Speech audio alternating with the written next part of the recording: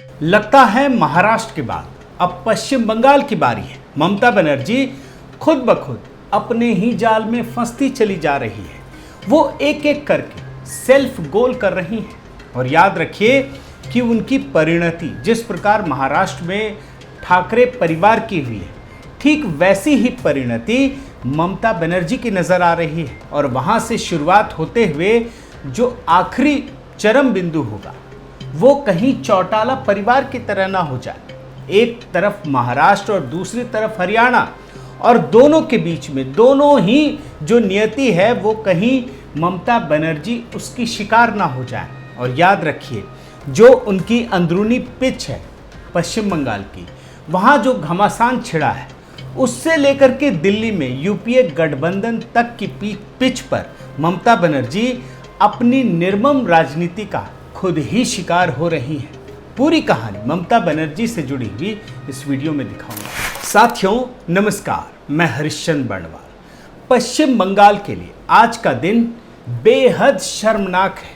और ये बात क्यों कह रहा हूँ ध्यान रखिएगा, क्योंकि पश्चिम बंगाल की सरकार पर, यहाँ की कानून व्यवस्था पर, यहाँ की प्रशासनिक व्यवस्था पर, यहाँ के अस्पतालों पर अब राज्य के ही सर्वोच्च अदालत हाई कोर्ट यानी कोलकाता हाई कोर्ट को विश्वास नहीं रह गया। अब मैं ये क्यों कह रहा हूँ ये आप खबर देख करके समझ जाएंगे। आपको ये पता ही होगा कि ईडी ने किस प्रकार से शिक्षक भर्ती घोटाले में पश्चिम बंगाल के मंत्री पार्थ चैटर्जी को गिरफ्तार कर लिया है। ये तो पुरानी खबर है, ये तो आपने देखी होगी।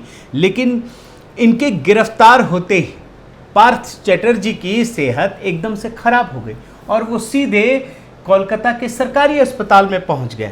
आप ये भी रिपोर्ट आपने देखा होगा। लेकिन ईडी को पता चल गया कि ये सब कुछ गड़बड़ झाला है। ये बचने के लिए, मामले से खुद को बचाने के लिए अस्पताल पहुंच गए हैं, बीमारी का बहाना बना रहे। इसके बाद ईडी सीधे कोलकाता हाई कोर्ट पहुंच गई और वो भी छुट्टी के दिन, रविवार के दिन। और कोलकाता हाई कोर्ट ने क्या कहा ये आपको समझना पड़ेगा। कोलकाता हाई कोर्ट ने कहा कि राजनीतिक नेता, आप देखिए क्या लिखा है, जांच एजेंसियों से बचने के लिए एसएसकेएम अस्पताल का इस्तेमाल करते हैं।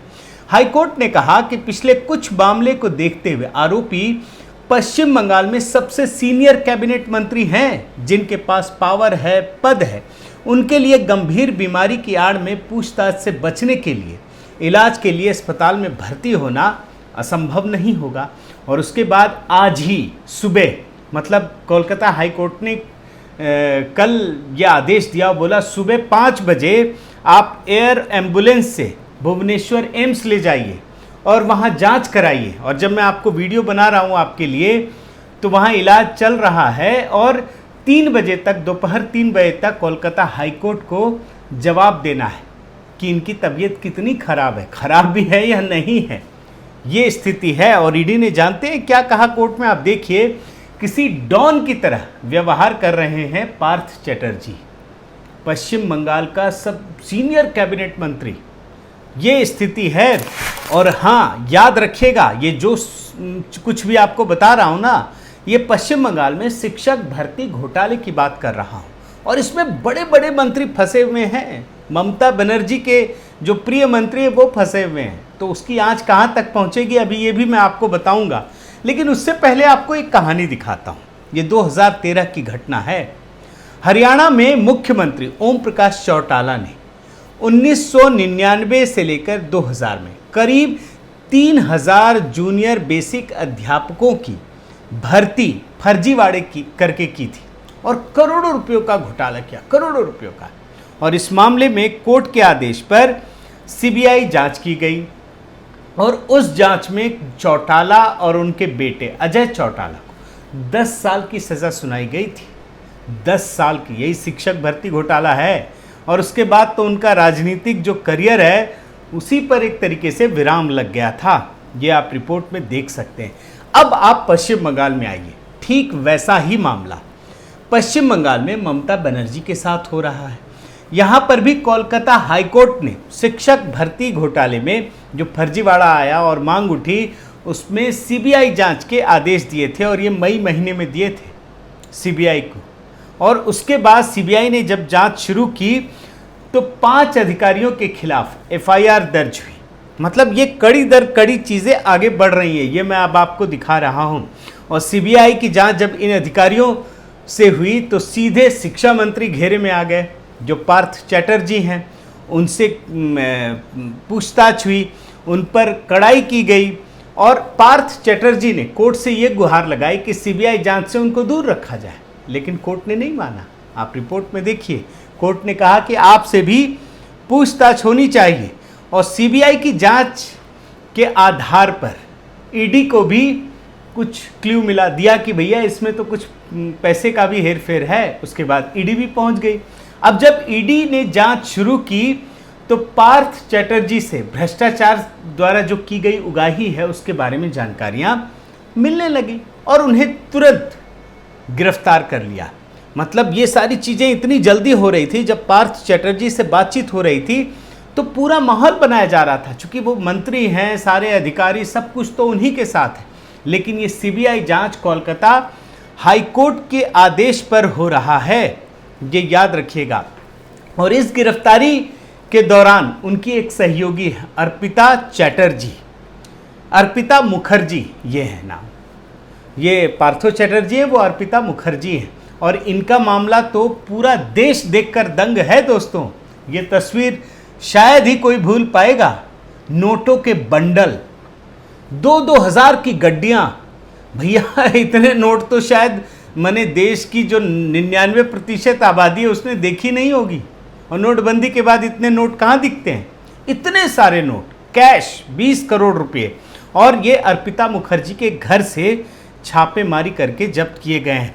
और इन्हीं पूछताछ में अर्पिता ने वो सारे खुलासे कर दिए कि कैसे पैसे का लेन देन होता था, जो रिपोर्ट आ रही है, और कैसे पैसे ऊपर तक पहुंचते थे। मतलब भ्रष्टाचार का एक पूरा का पूरा रैकेट था जिसके बारे में सीबीआई ईडी को पता चला है। अब जब मामला इतना दूर आगे बढ़ गया है, नोटों के बंडल मिल रहे हैं, मंत्री की गिरफ्तारी हो गई है, मंत्री पर और वहाँ की कानून व्यवस्था पर राज्य सरकार को विश्वास नहीं है, तो ये मामला तो यहीं थमेगा नहीं।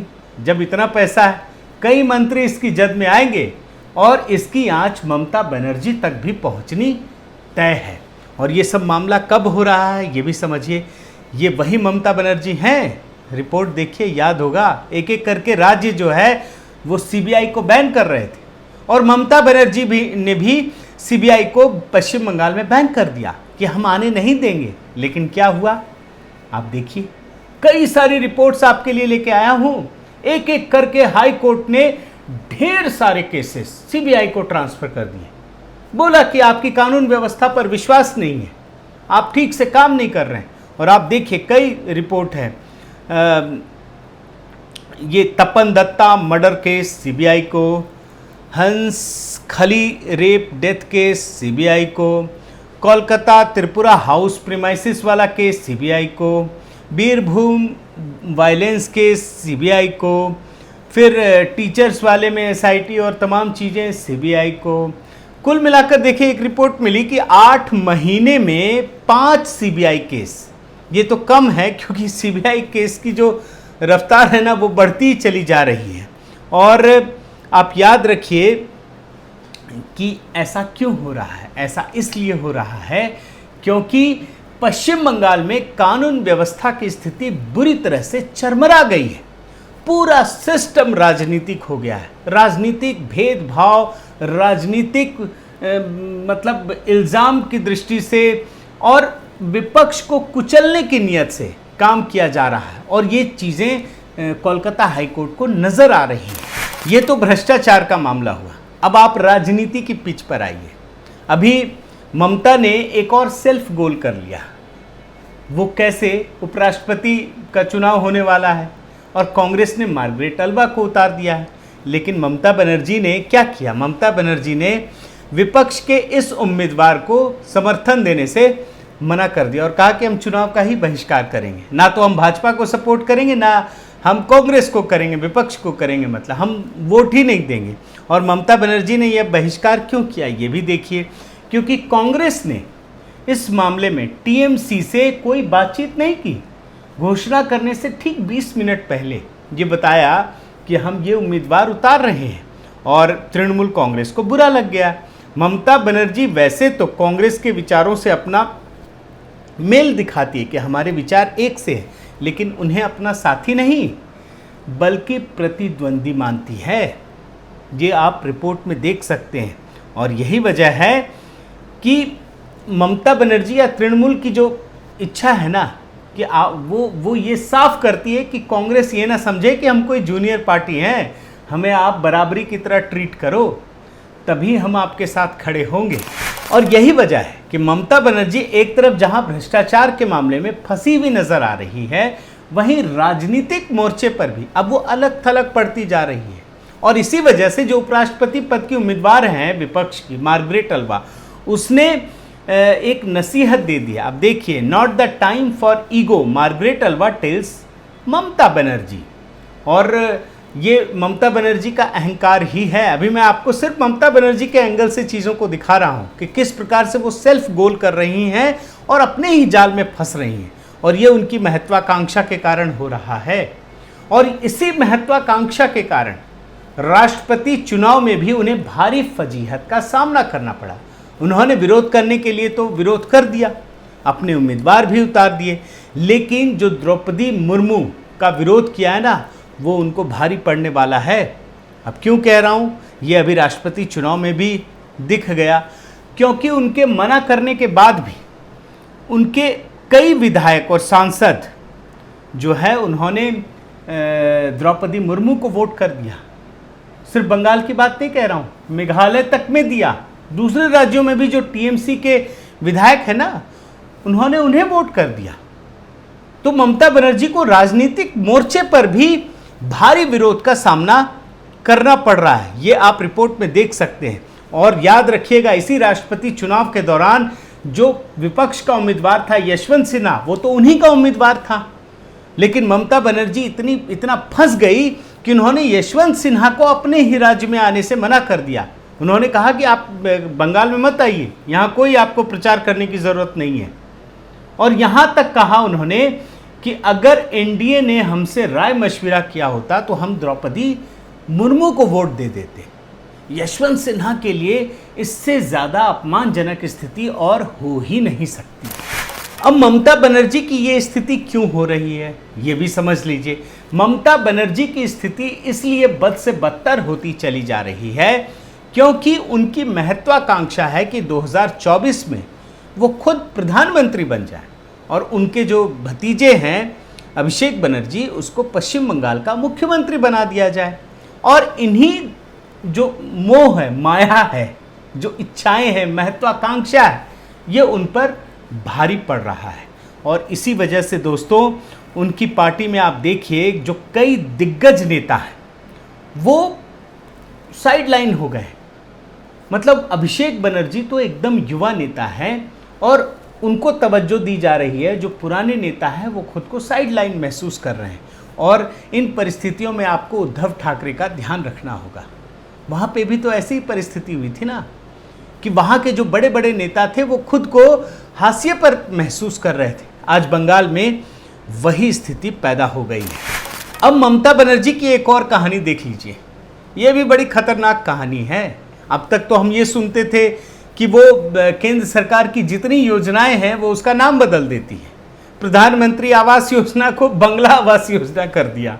जितनी भी सरकारी योजनाएं जो मोदी जी शुरू कर रहे हैं, बंगाल में जब वो योजनाएं पहुंचती है तो पता चलता है ये तो ममता की योजना है, नाम ही बदल दिया उन्होंने। ये आप रिपोर्ट में देखिए। लेकिन अब जो स्थिति है वो फिर से बदल गई है। अब ममता बनर्जी उन सारी योजनाओं के नाम फिर से बदल रही हैं, प्रधानमंत्री शब्द डलवा रही हैं, बोल रही है भैया डाल दो। है ना अनोखी चीज? आपको लगेगा ये कैसे होने लग गया भैया? अब ममता बनर्जी प्रधानमंत्री क्यों डलवा रही हैं? और शुवेंदु अधिकारी ने कुछ स्क्रीनशॉट भी ट्वीट किया। अब देखिए, सारे ब्लॉक डेवलपमेंट अधिकारियों को भेजा गया है और अर्जेंट बेसिस पे कहा गया है कि केंद्र सरकार अपने प्रतिनिधि भेज रही है, तो जितने भी प्रधानमंत्री आवास योजना के घर हैं उसमें ये नाम बड़े बड़े अक्षरों में छपवा दीजिए, लोगो भी लगवाइए। ये कहा जा रहा है। बंगाल में एक उल्टी परिस्थिति, उल्टी गंगा बह रही है। आपको आश्चर्य हो सकता है कि ऐसा क्यों होने लगा। तो उसके लिए आपको जानना पड़ेगा कि ये क्यों हो रहा है। आप देखिए, centre creating economic blockade for Bengal due to political reason says Mamata. अब ममता बनर्जी ने इकोनॉमिक जो ब्लॉकेड की बात कही है ना, दरअसल उसकी वजह यह है कि जितने भी केंद्र सरकार की योजनाएं हैं उसके पैसे तो केंद्र सरकार देती है, लेकिन ममता बनर्जी ने बंगाल में उन योजनाओं का नाम बदल दिया, अपने नाम से कर दिया। अब चक्कर यह है कि केंद्र सरकार को जब इसकी जानकारी वैसे तो कई वर्षों से दी जा रही थी कि बंगाल में ये ठीक नहीं हो रहा है, सारी चीज़ें बदली जा रही हैं। अब केंद्र सरकार ने देखा कि अच्छा, दूसरा भ्रष्टाचार भी हो रहा है। आपने अभी देखा कि कितने करोड़ों रुपए कैश मिल रहे हैं, तो बंगाल की स्थिति क्या है। तो अब केंद्र सरकार इस बात की जांच कर रही है कि जिन योजनाओं के लिए पैसा दिया जा रहा है क्या वो सही मायने में लोगों तक पहुंच भी रहा है कि नहीं पहुंच रहा है। कहीं ऐसा तो नहीं कि राजीव गांधी की तरह 1 रुपया भेजा जाता और 15 पैसा पहुंचता हो। कहीं ऐसा तो नहीं कि राज्य सरकार ही गबन कर जाती हो, क्योंकि मंत्री ही भ्रष्टाचार के आरोप में फंसे हुए हैं। तो इस वजह से ममता बनर्जी को डर लग गया है और इसी वजह से बंगाल में अब उल्टी गंगा बह रही है। साथियों, ममता बनर्जी इस समय बंगाल में कई प्रकार के घेरेबंदी में है। एक तरफ जहां भ्रष्टाचार के गंभीर आरोप लग रहे हैं, वहीं दूसरी तरफ कानून व्यवस्था की बहुत बड़ी खामियां पैदा हो गई हैं, जिस पर ना लोगों को विश्वास है और ना ही कोलकाता हाईकोर्ट को भी विश्वास है। इसके अलावा बंगाल में उनकी पार्टी के भीतर राजनीतिक प्रतिद्वंद्विता भी चरम पर है और इन सब से परे ममता बनर्जी की प्रधानमंत्री बनने की महत्वाकांक्षा, और इस वजह से ममता बनर्जी ना तो बंगाल में ध्यान दे पा रही हैं और ना ही राष्ट्रीय मुद्दों पर कोई गंभीर पहल कर पा रही हैं। और यही वजह है कि आपने देखा होगा कि राष्ट्रपति चुनाव में वो मजाक का एक मुद्दा बनकर रह गई हैं।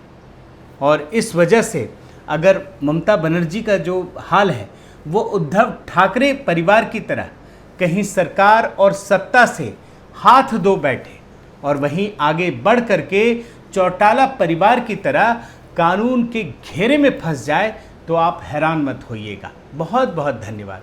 आपसे गुजारिश है कि आप मेरे इस चैनल को ज़रूर सब्सक्राइब कीजिए, लाइक कीजिए, शेयर कीजिए, कमेंट कीजिए और इस बेल आइकन को प्रेस करना मत भूलिएगा।